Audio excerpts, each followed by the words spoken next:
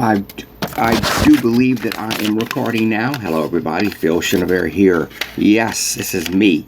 I have to cover up my phone because I look at my face on there, and I should be looking at the camera. This is Word Origins, episode 16. We're going to talk about taken aback. I was taken aback. I walked into a store, and the clerk did not have a mask on. I was taken aback at her. Whatever. Taken aback.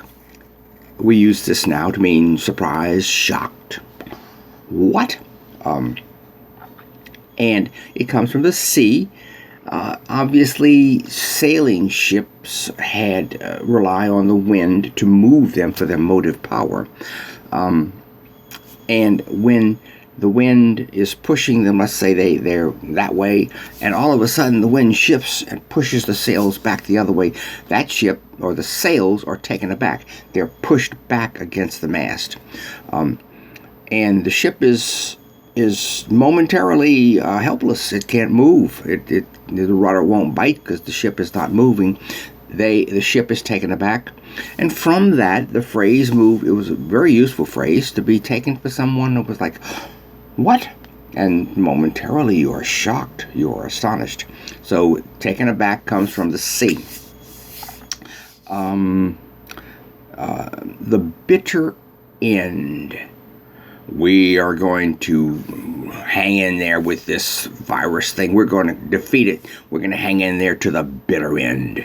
Now, you would think that bitter, meaning a word that's been around a long time, from the Romans, meaning something that's distasteful and bitter. We have the bitter taste. Would come from that. Like if you're drinking a drink, it would be come down to the bottom, the bitter. It's the end of it. No, it comes from the sea. Ha, ha. On board ships, they have these big posts they call bitts, B-I-T-T-S, and when they would wrap a rope around that, it was there designed to wrap ropes around them, and they would either let the rope out or let it in, let's say, to pull in the sheets, the sails. Well, when they had let out all this, they let out more rope. Alphonsus, I can't. I'm at the bitter end.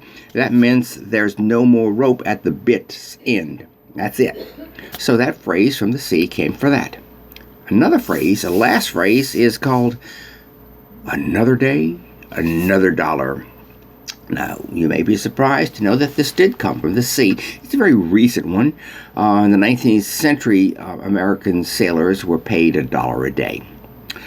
And so with nothing of their labor, all they had to show was the fact that after working hard all day long, hauling them sails, swabbing that deck, keel hauling the scuttle or whatever, they had $1 a day. So another day, another dollar.